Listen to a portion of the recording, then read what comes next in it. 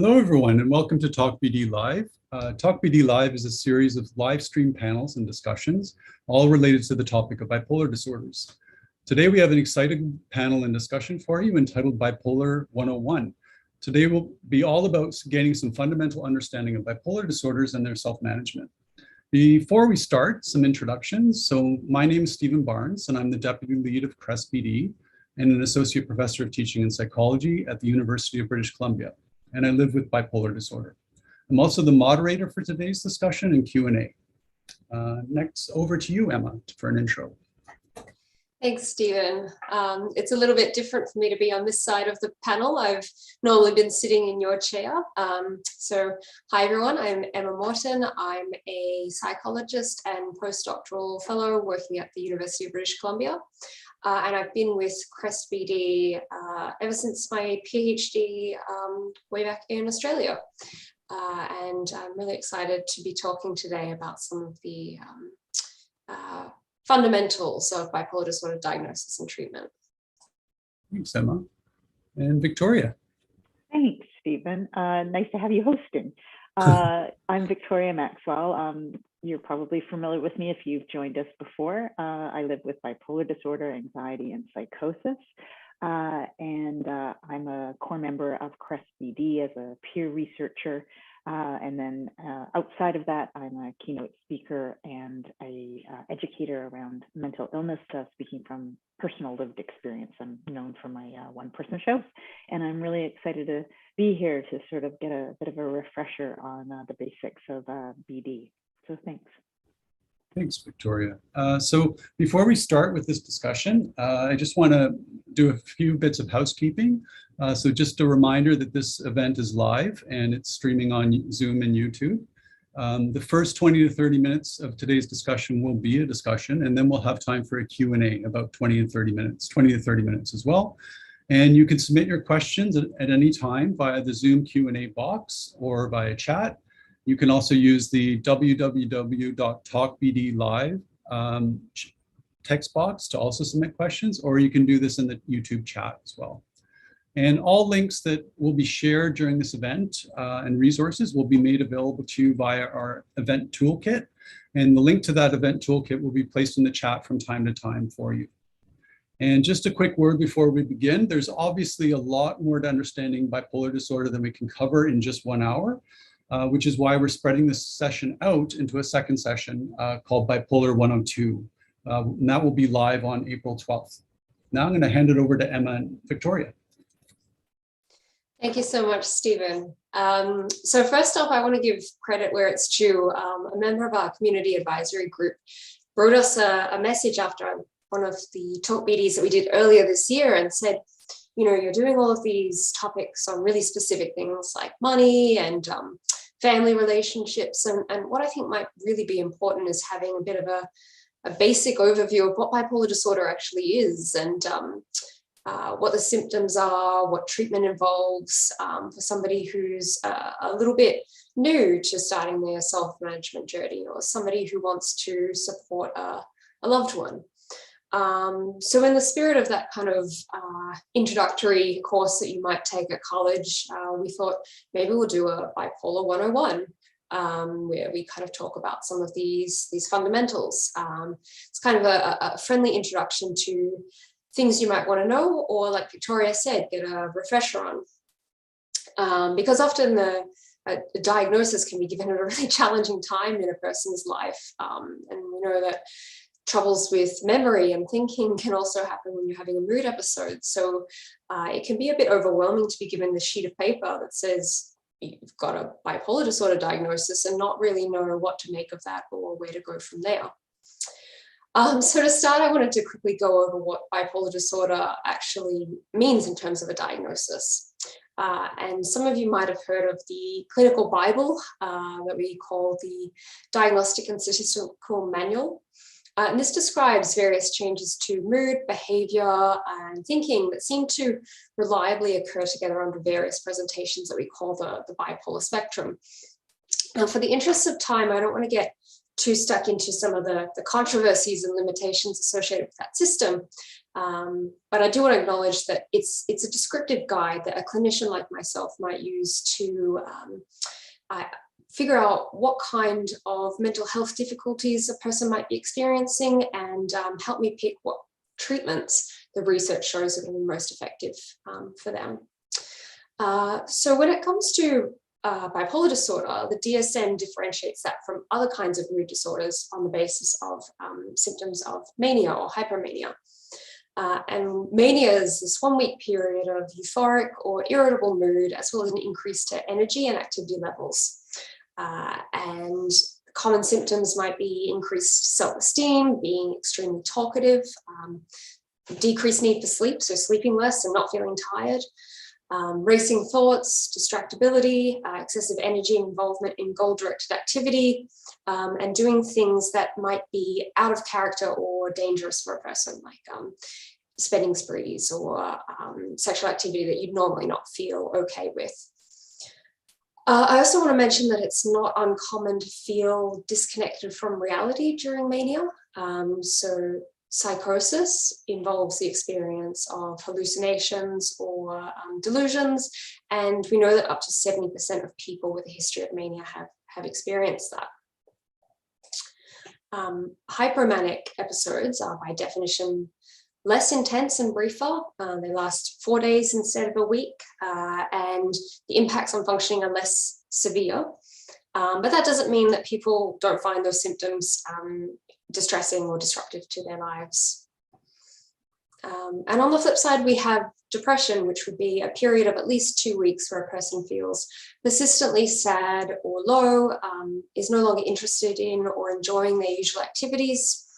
And other symptoms are changes to appetite and weight, sleep disturbances, changes to physical activity levels. So somebody might feel slowed down, like they're moving with wet clothes on, or feel restless and jittery. People often feel fatigued and lacking in energy and have difficulties thinking and concentrating, and may have thoughts about death or self-harm. And in really serious depressive states as well, like mania, some people can also experience psychosis.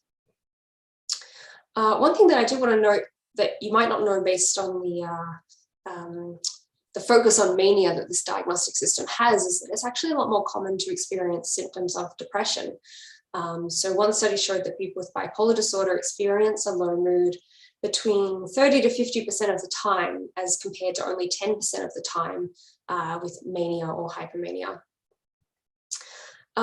There's a lot more complexity to this diagnostic spectrum than I can adequately cover today. While I don't have time to describe all of the different kinds of bipolar spectrum diagnoses, we've included a link to a summary of these in the resources. So if you're feeling uncertain about whether this diagnosis is appropriate for you, it can be helpful to read a guide like this, or to ask your healthcare provider to describe in more detail why they've used this particular label to describe your experiences. And Victoria, I wanted to ask if there's anything you wanted to add here about your experiences of that diagnostic process. Yeah, and can you hear me all right? I know there was a bit of problem. Okay, great.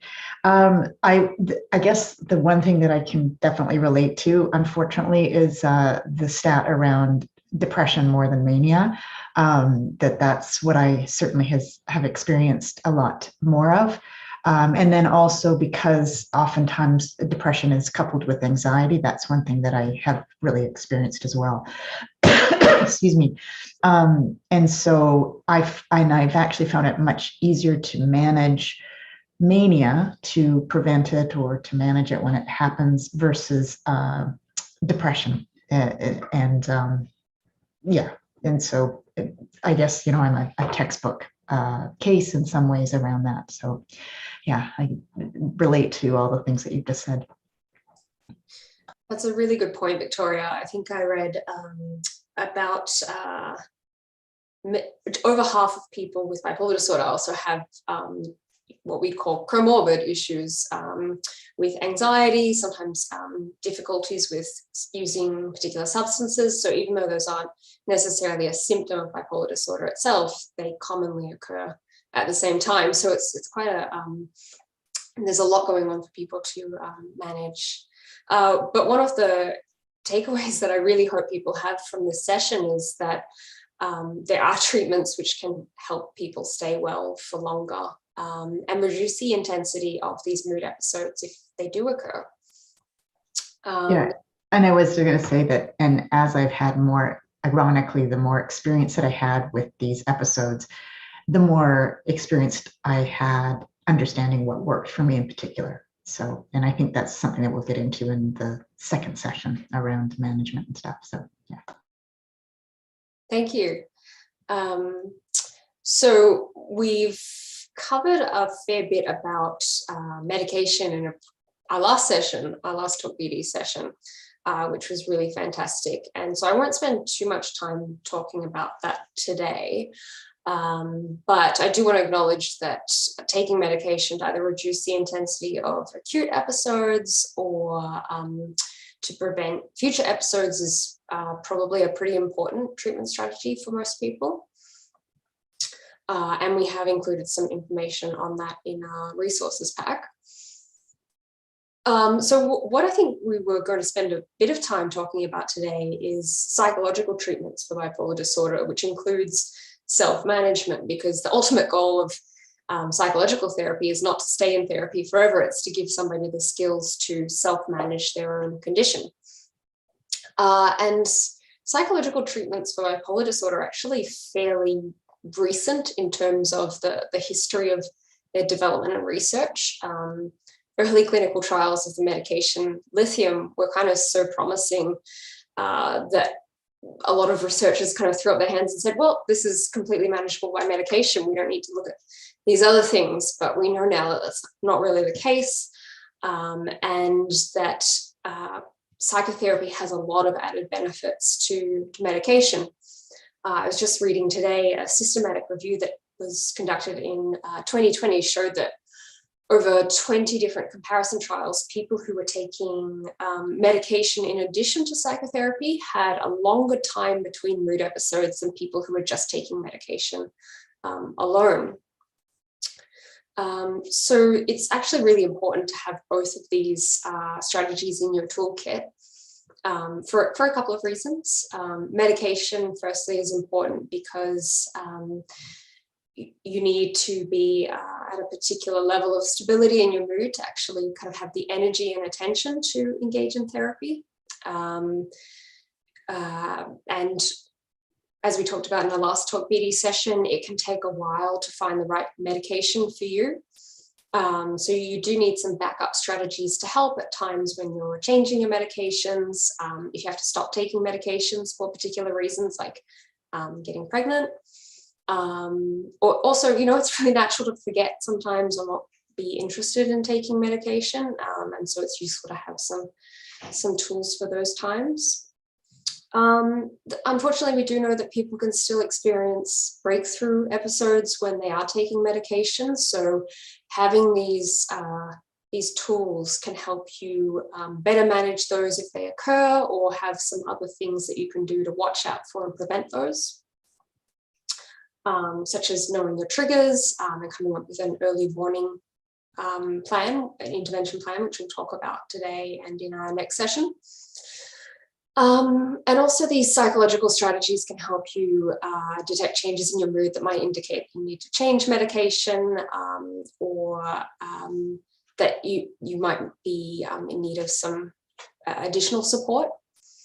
And finally, even if your symptoms are really well controlled with medication, there are other impacts to your quality of life that can be addressed through therapy and self-management.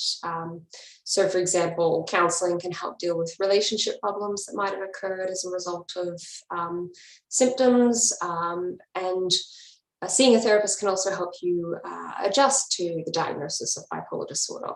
So all of these things are part of a really well-rounded treatment plan. And Victoria, I know that you have this really beautiful metaphor of how all these things fit in together with you, and I was tempted to steal it, but I didn't. So I really want to hand it over to you to talk about that.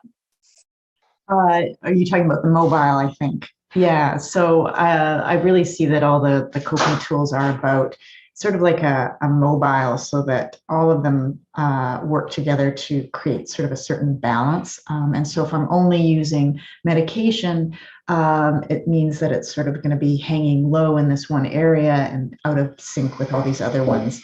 So, and I certainly have found that with therapy, it sort of gives me, and the other metaphor probably is also the stool, where there's sort of like 3 legs. So there can be all the things that I can do for self-management. There's the therapy, that's the other leg of the stool, and then medication as well.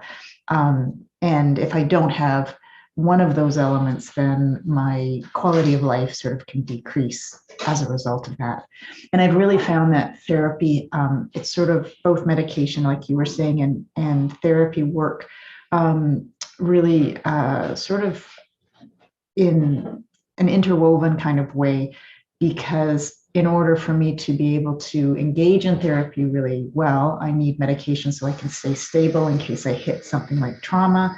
And if I'm not working on interpersonal skills, communication skills, stress management skills, things like that, then my ability to get well is compromised, regardless of how much medication I'm actually taking.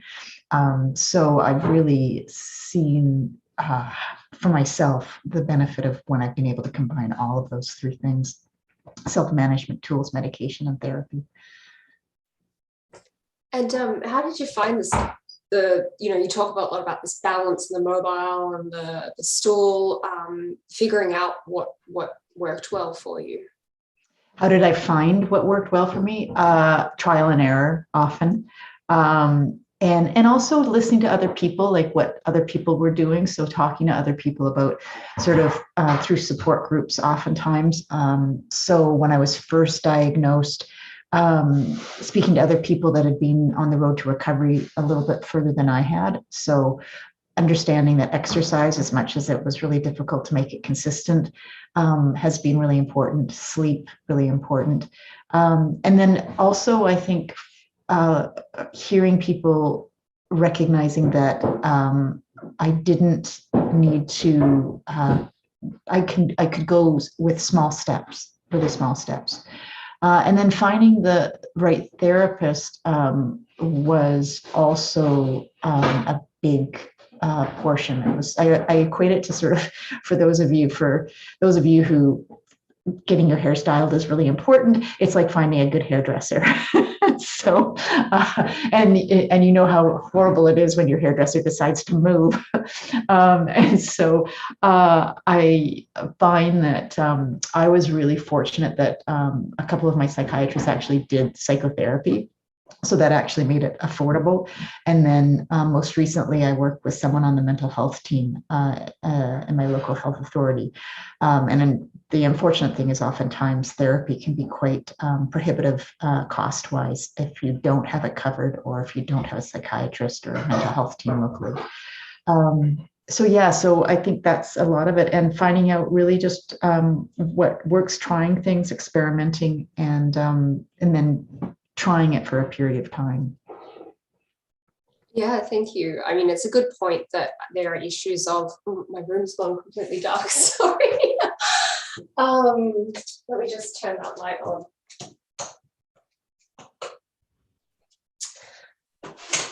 I apologize. I think because I'm on campus, somebody's just dropped. the power. We can still hear you. We can still see you. So it's fine. Fine, Yeah, as I'm about to tell the scary story of healthcare inaccessibility, the lights went out.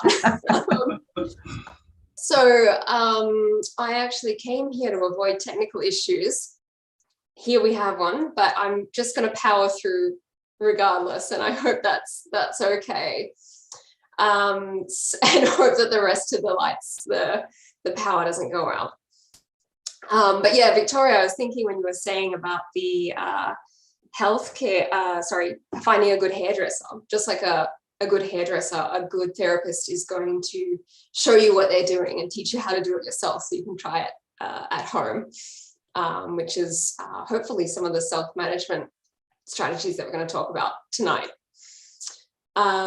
So there are a lot of different kinds of psychological therapies for bipolar disorder. And most common to them is teaching people the skills to identify and respond to mood episodes before they get so severe that they warrant, an increase in medication or a potential hospitalization. We really want to get to helping people change that before it gets to that point. So we'll talk more about how you'll actually make an early intervention plan in our next talkBD session. But the first step is to develop an awareness of your triggers and your early warning signs. So a strategy that can help you identify your triggers, as well as things that have helped you throughout your experiences of mood episodes, is making what we call a life chart. So to do this with a client in the course of therapy, I'd take out a big piece of paper and we'd mark a line across the middle. And this is your timeline, and it represents the point where you're feeling okay, or what we call euthymic. You're still experiencing changes in emotion and feelings, but nothing so severe. And then we go across this timeline and mark out the periods of times above the midline where you've had elevated mood, and marks below it where you've had lowered mood, and write down the approximate dates that these have occurred. And then below that, we'd write the major life events that have occurred at those same times on that timeline. So we know from a lot of research and interviews with people who have bipolar disorder that there are some common life events that can trigger mood shifts. And these include the loss of a loved one, pregnancy and childbirth, and that's for partners of either gender, because along with hormonal shifts, there's often changes to sleep. It's quite a stressful time in people's life. We also know that job and school related events, and that's both positive and negative things. So both getting a failure on an important assignment can trigger a mood episode, as can getting a promotion or a job that you're really excited about. We'd also mark down important holidays, seasonal shifts, and periods of substance use or other physical health conditions. And we'd also mark periods of treatment, what kinds of medication you might have been taking, and any periods where you changed or stopped medications. And the goal of this is to be able to then go back over this timeline and look for patterns. So you might get a better sense of the things, a common set of events that for you seem to set off mood episodes. So for example, you might notice that your manic episodes always occur in spring or summer, which is common for a lot of people. Other people notice that they tend to go into a depressive period where in winter. You also might notice that times where you've got less sleep are followed by problematic mood changes, or that a particular type of medication was associated with a longer period of stability. So by doing this, hopefully, you can get a sense of triggers that you can avoid. So for example, if substance use is really problematic, you maybe want to cut back on those substances. But if it's a particular life event that seems to trigger it, hopefully you can start planning ahead for those times. So some people might notice that particular holidays like Thanksgiving or Christmas are really full on and stressful and seem to be followed by an increase in mood. So then you can start planning, what am I going to do to put in place that will help prevent this trigger from disrupting my stability too much. And I wanted to ask Victoria if you had any experience of trying that. Yeah, I didn't ever do it formally on sort of the paper that you were talking about, but doing maybe a mood diary. And I definitely have noticed those correlations. So January and November are often when I'll start to see a dip in my mood. And around Christmas time as well, sort of Christmas events as well. And when there's been really big shifts in either relationships or jobs, that's been another one, or financial stress, that can be something. And whether that's an actual or perceived, because sometimes I can be quite anxious, even when there's no reason to be anxious about the financial situations. And I hear what you're saying is that, so then what I have learned to do is looking at those stressors, what can I do to preempt the symptoms? So for example, with the seasonal change, I use a light box, making sure that my sleep is right. When it's to do with financial stress, making sure I'm on top of my budget, or looking at my savings or tracking it, things like that. So, yeah. That's a really good point about, the knowing the kinds of things that trigger you as well can kind of guide you to the kinds of self-management strategies that you might want to put in place. So if financial stress is a big problem, then that might be an area that you can take to a therapist or a financial counselor even, and say, I need some additional help with this. I want this to be the focus of our work together. So it actually really help you in terms of setting goals when you're working with somebody in a clinical setting.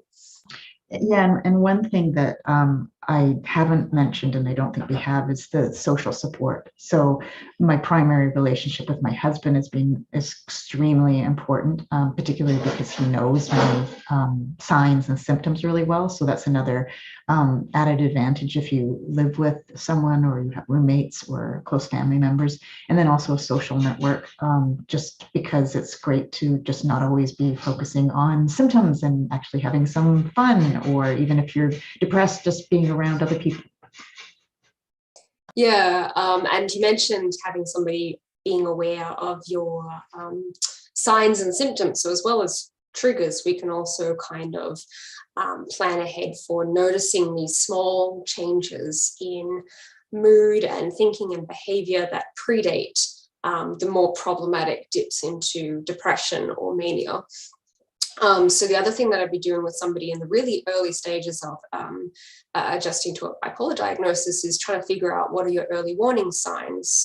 So, you might notice that before mania happens, you start getting more irritable and tense and snappy with the people close to you, or before a full episode of depression kicks off, that you slowly start withdrawing and turning down more and more invitations.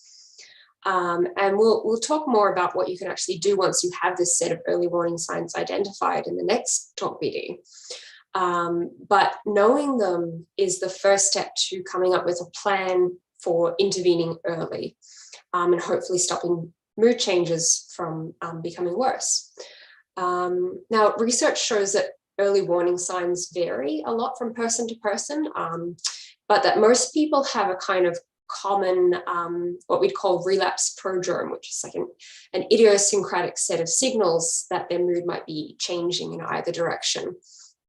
So it's really important for the individual to look to reflect on, before things got to that point, what did I notice? And one way that you can do this is to kind of work backwards from that list of symptoms in some of the resources that we shared. So for example, a symptom that you might experience during depression is insomnia. You can kind of work backwards from that and say, what's the earliest sign that I have that my sleep is changing? Am I staying up later? Am I waking up feeling less refreshed? And it's helpful to look at both your thinking and behavior, because changes to behavior are often a lot easier to spot, especially if you're involving somebody else in picking up on that. So we will, like I said, talk about that more next time. But Victoria, has there been anything particular for you that's been helpful in figuring out what your cues are? Probably the biggest ones is around sleep and eating for myself, particularly with sleep, wanting to sleep a lot because I experience more depression. So really noticing during the day, like at 11 a.m., I just want to go back to bed. And it's not necessarily, I mean, my body is fatigued. It's a different kind of fatigue than just being tired. For those of you who experience clinical depression, you know what it is. It's like this albatross that's just covering like around your neck and your ankles, and just a real desire just to escape. So wanting to be under the covers. And then for me, so instead of insomnia, it's oversleeping. And then the other one is overeating. So real craving for carbohydrates, something just to numb. So I'm sort of just distracting myself as well. And the other is probably my thinking, where it's incredibly hopeless and pessimistic. And so where it's very narrow and I don't see much of a future. And so it's sort of that meaninglessness that happens that goes along with depression. And then for mania, it's sort of the flip side, where I'm not sleeping, I'm not eating, and I probably have goals that they go from 0 to 500 instead of goals that go from 1 to, oh, let's take a look at that. Maybe, writing a book in 3 weeks isn't actually that realistic. So those are some of the things that I've learned over the past, I guess, few years. That's perfect. And so then I'm really looking forward to getting stuck into next time what some of the things that we might do when we spot those changes might be. Thanks for that great discussion, Emma, Victoria. That was very insightful. And I must hand it to Emma. I've dealt with many things giving lectures and talks, but I've never dealt with the power going on. I'm just glad your computer didn't go. You're still with us. So I've gotten a lot of questions from the audience, and we have a list of them growing here. And thank you to everyone who has posted questions.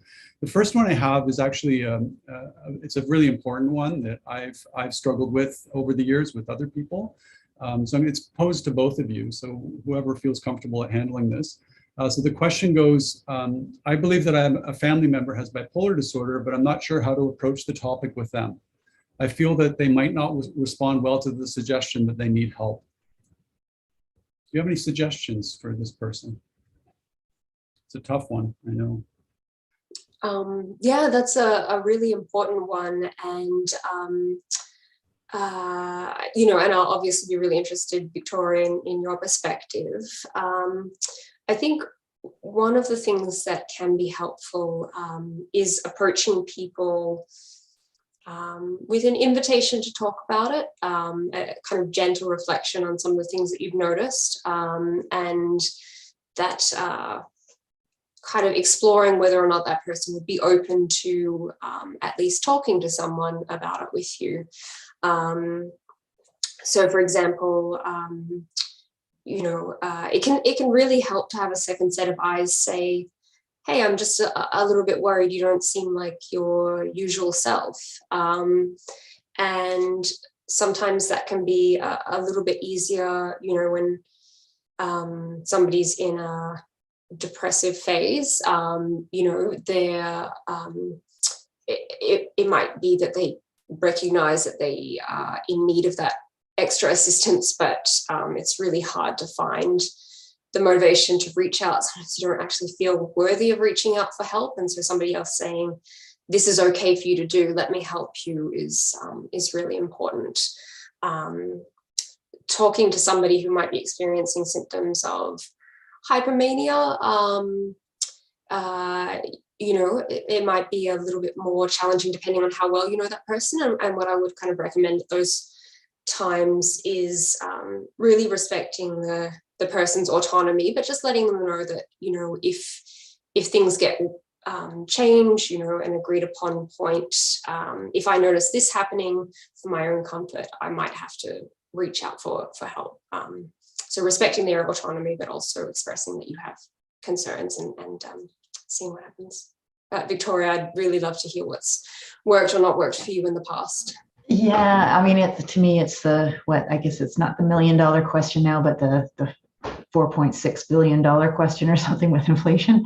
And I think I like that word that you used with an invitation. And so I have an acronym called OARS, where it's about observing a person's behavior, approaching and asking them, and referring them, and then supporting them. And depending on the response we get, it can really it can determine which and how you use those steps.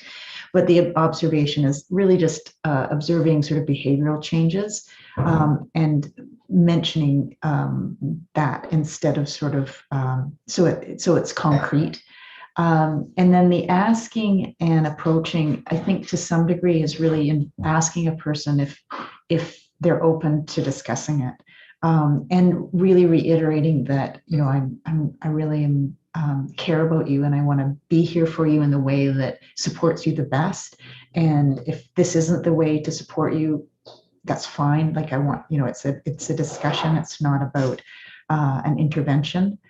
And making sure that you have resources to support a person if they are open, and then being able to support them throughout that process if they are. And I guess I like to remind family members that it's not a sort of a one-time kind of discussion. It's building that rapport and that trust. And it may also be that you're not the person to approach them. It may be the person that they relate to the most. So that might be a trusted friend. Sometimes family members have a really fraught and tense relationship with the individual, depending on how long the disruption's been going on. So that's been my experience. And then really understanding, and of course, going in with the most compassionate, non-judgmental kind of approach.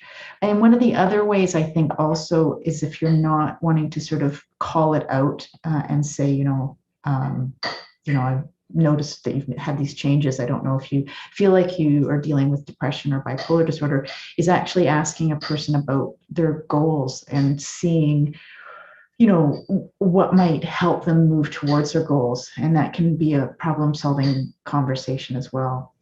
But sometimes it's just about listening, and that's what opens up the window, and really taking the lead from them, which can be sometimes really frustrating. I know it's probably been frustrating for my husband at times where, you know, I've had one perspective and he sees it in a very different way, and he's just being as respectful as possible. And that's what continues to build the rapport.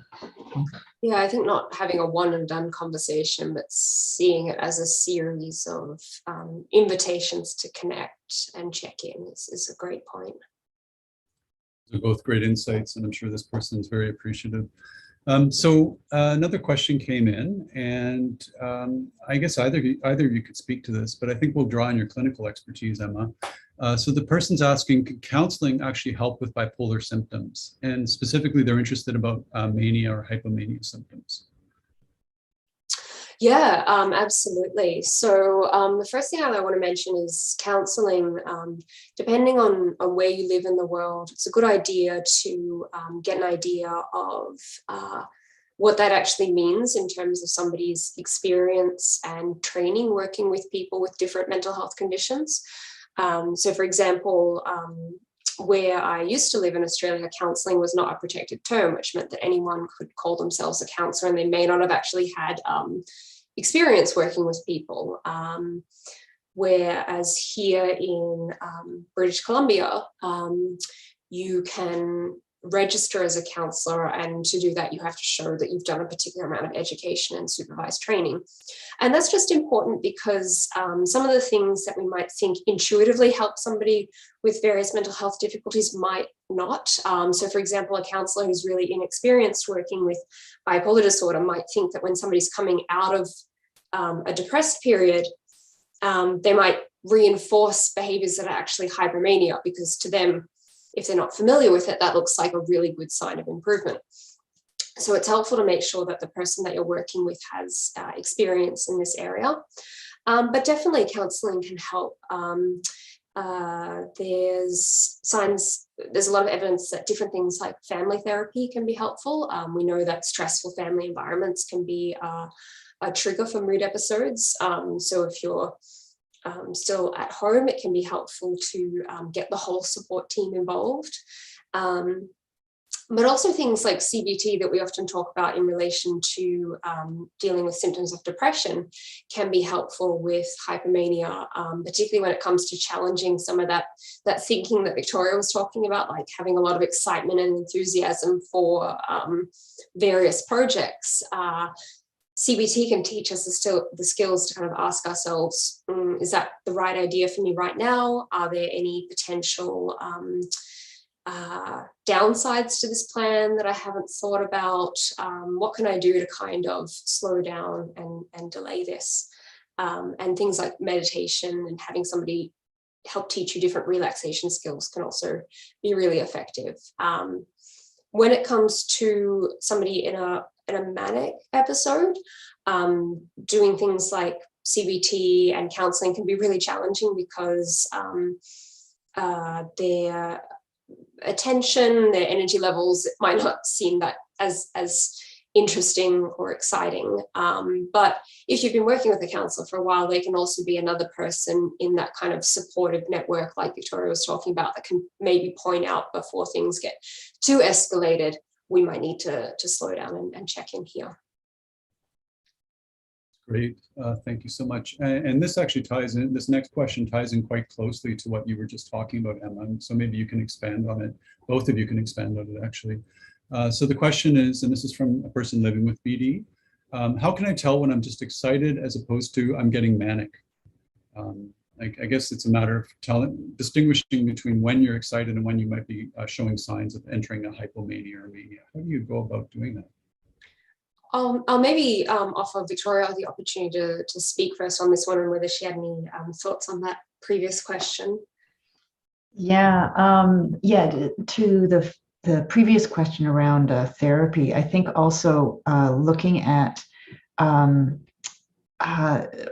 one of the things is raising the bottom of my life in general. So not just looking strictly at symptom management, is that if I start to learn how to manage my lifestyle in a healthier way, that automatically will reflect in my mental health. So, and it'll start to alleviate some symptoms. So an example can be just learning how to create balance between my work life and my personal life.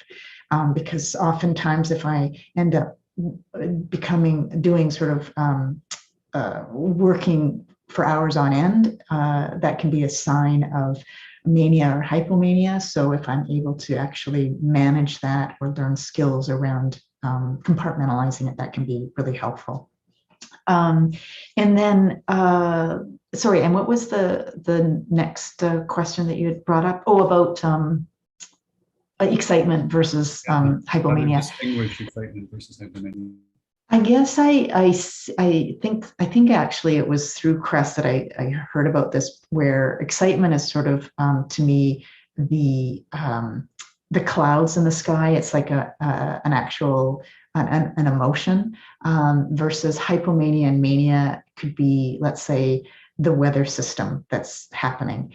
And so one lasts longer. So hypomania and mania tend to have a longer shelf life, and also can be more detrimental. So excitement usually comes and goes quite quickly, and it usually doesn't necessarily result in choices that are reckless. And what I find, though, the hard part is with hypomania, it's such a fine line, because I can be more productive and I can be more creative.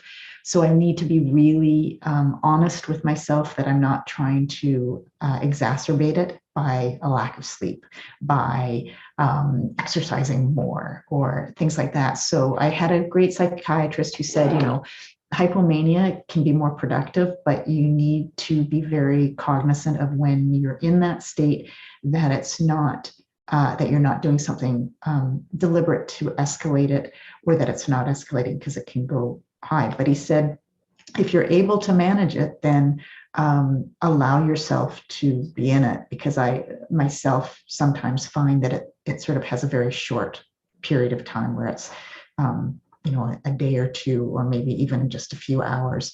But I think that's probably what I would say is the distinguishing factor, is that the length of time it's present. And also it doesn't, the hypomania and mania really affect my thinking a lot more than excitement.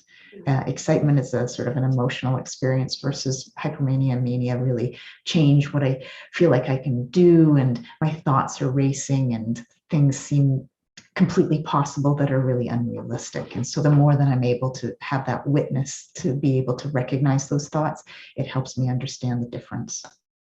Yeah, I would say that the goal of being well is not to kind of eliminate any kinds of fluctuations in emotion entirely, because people are still going to, even though when I talk about a life chart, when we kind of start with that flat line, that's not really what people's normal everyday experience is. We all feel a bit of excitement in response to positive events, and all feel a little bit of a dip in response to negative events. And sometimes becoming a little bit overcautious can lead people to manage their mood in unhealthy ways. So if you're really worried about getting too excited, for example, and cut out all potentially overstimulating activities, that could actually tip things back down towards a depression. So it's a really great question. And, it is going to come down to the individual to some extent, to figure out where's the what am I comfortable with in terms of the fluctuations in my usual emotions, and what might be a sign that I should be getting worried and maybe putting some strategies into place. And so, getting used to those early warning signs and reviewing the previous episodes is really important. But one thing that you can kind of do to test whether it's, like Victoria said, sorry, I've forgotten the exact kind of metaphor that you used, but, emotions versus moods, is we know emotions tend to be triggered by specific events and tend to be relatively quick to pass. And so trying out whether you can do a short intervention like a relaxation strategy, something that's maybe a grounding sensory experience, like perhaps taking an evening off to just wind down with something not super stimulating, having a bath, reading a book and a cup of tea. And if that manages to settle your mood back into that range that you're comfortable with, that might be a sign that it was just excitement and nothing to be worried about. But if you notice that doing those things to relax and calm down doesn't have an impact, and your sleep is starting to get affected, that's probably the really big sign that I would be looking out for with people. That might be a sign that more heavy duty strategies need to be put in place when sleep starts coming into it. I did just notice a comment in the chat, which I think is really important, is someone was saying that he's understood that he or she has understood that hypomania, mania, and depression are both symptoms, and they should be managed, not just let go in terms of mania and hypomania. And I want to clarify that, if you are in that sense of hypomania or mania, it is about making sure that you can contain it. And do what you can to manage it so that it doesn't escalate. So if it made it sound like I was saying, go with it, ride with it, that's not what I meant at all. It was for me that there's a time where the ability to leverage it if possible, but with the intent to always making sure that I'm managing it responsibly. Yeah, and look, as a psychologist, I would always be a little bit hesitant to even try just containing it within particular boundaries. I think it really relies, you would have, it's really important for people to have that toolkit of self-management and relaxation strategies in place, because it can be tempting to try to work within the boundaries of that. But from speaking to people, we do often find that it can be a really subtle shift from this is under control to this is not under control. And once yeah. you get out of that containment zone, it's really hard to get it back in. Yeah, and the more that I've actually done self-management for it, the less I go into hypomania. Like I don't recall the last time, and certainly in mania, to me, it's always about finding a way to reduce that symptom and stuff. So, yeah. Great. Thanks to both of you for that. So I'm getting a few variations of this same question from people. So I'm going to pose it. It's sort of a two-part question. And they wanted some help understanding the differences between bipolar disorder type 1 and type 2, and also your thoughts about whether there's a third type. Apparently there's discussion about a third type of bipolar disorder existing. I'm happy to have a go at that initially. So earlier when I was talking about the mania and hypomania spectrum, those actually have pretty significant implications for what subtype of bipolar disorder we might decide is most appropriate for an individual. So somebody who has a diagnosis of bipolar disorder type 1 has experienced at least one full threshold experience of mania. And so that would be those symptoms that are at a really significant intensity that, you know, your ability to go to school and work and maintain relationships is quite significantly impacted. Or there's psychosis involved, or you have to go to hospital to actually have that kind of contained and for safety reasons. So that's bipolar disorder type 1. And you might notice that the diagnosis there only requires an episode of mania, despite it being a bipolar disorder diagnosis. And that's a kind of one of perhaps the controversies that Stephen is alluding to.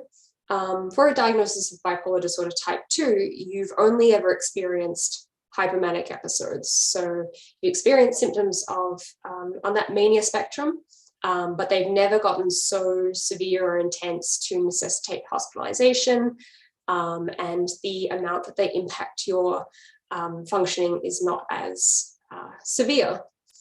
And you've also experienced periods of at least one episode of depression. Now, the exact point on that line where mania becomes hypomania is up for debate, and the DSM really gives us a broad guideline that it doesn't involve hospitalization or psychosis, and it doesn't severely impact functioning. So it is kind of a, like I mentioned at the start, a guide to understanding these different kinds of presentations. And I think the third type that you're referring to, Stephen, might be cyclothymia. So people who have experiences of depression and hypermania that are never so intense as to warrant a full diagnosis of bipolar disorder type 2, but they tend to be a little bit more persistent. So people tend to not have periods in a given year where they are without those symptoms for a very long time. So it really kind of illustrates, I think, the fact that bipolar disorder is it's on a continuum with normal fluctuations in mood and emotion that we're still kind of coming to understand better and refine our approach to categorizing over time. I don't know, Victoria, whether you had any thoughts you wanted to add there. Not really, just because I've been diagnosed with bipolar 1. So my experience really has been with mania, psychosis, and depression. Yeah, so I think you explained it really well. Great, thanks. So I think we have time for one last question. And I'm going to ask you, basically, it's a question from an individual who is now, they're on medications for their bipolar disorder, and they've stabilized on them, and they're now wondering, they're trying to build a feeling of community again, and how a person in such a state can actually try to build their social environment out now that they're somewhat stable. So building their social network, relating to what Victoria was talking about in terms of talking to other people with bipolar disorder. Yeah. More advice in that realm, I think. Okay, yeah, I think that's, I'll give a little comment on that, but I think Victoria, with your experience in actually doing that, is probably more useful to this person. But yeah, the research does show that peer support is really important to adjusting and living well with the diagnosis of bipolar disorder, and potentially some more and more peer supporters are being employed through healthcare services. So if you're going to a public mental health center, they might be able to put you in contact with somebody. But there's often local chapters of peer support groups, like the Depression Bipolar Support Alliance is a really big one in North America. I'm not 100% sure what whether there's a coordinating network in Canada, but definitely some online resources are the place to start. And, Stephen, was it about expanding your community sort of outside of individuals who have bipolar disorder, or people that? Yeah.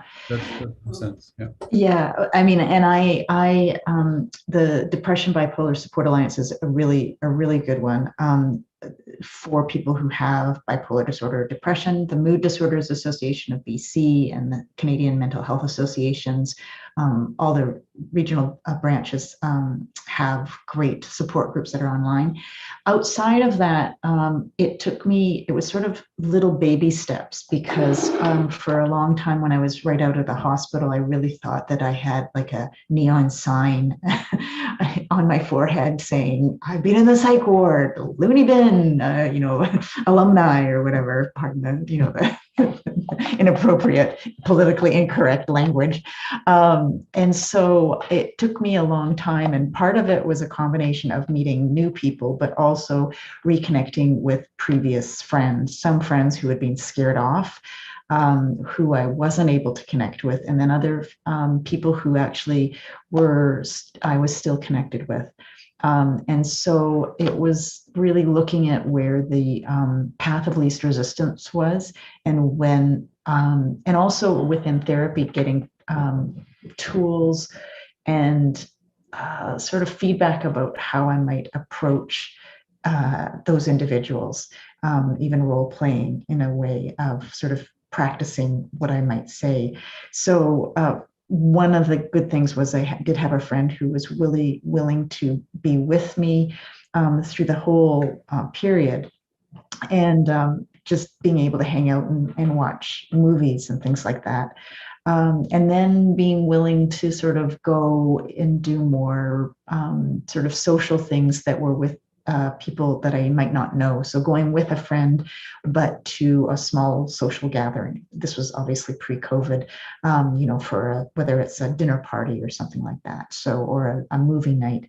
And then just practicing my social skills, because my confidence was really down. So just giving myself a lot of kindness around that. It was really natural to feel shy and insecure, and then creating those safe spaces where I could practice those skills. And peers were the first place, and then being able to bridge out of that afterwards. Okay, great. Thanks so much to both of you. And I think we're going to start wrapping up now. Thanks to everyone who joined and for your great questions. And of course, to Victoria and Emma for leading such a rich discussion tonight, or today, or this morning, depending on where you are.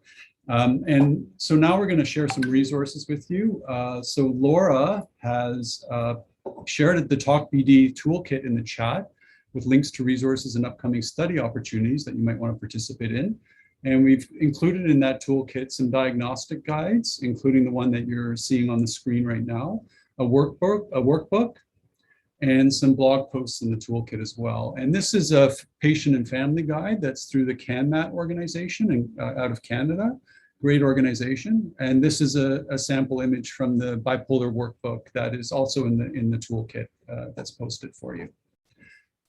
There's a new blog by Raymond Tremblay, which is about how to what he didn't know about mania, which I think is really important.